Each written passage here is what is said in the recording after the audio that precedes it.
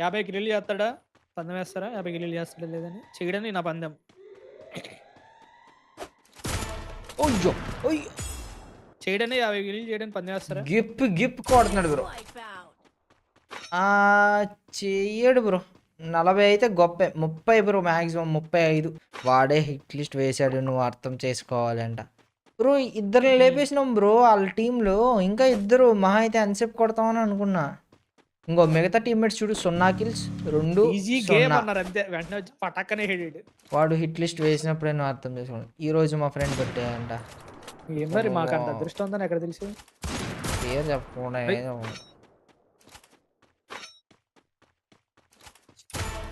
అబ్బా!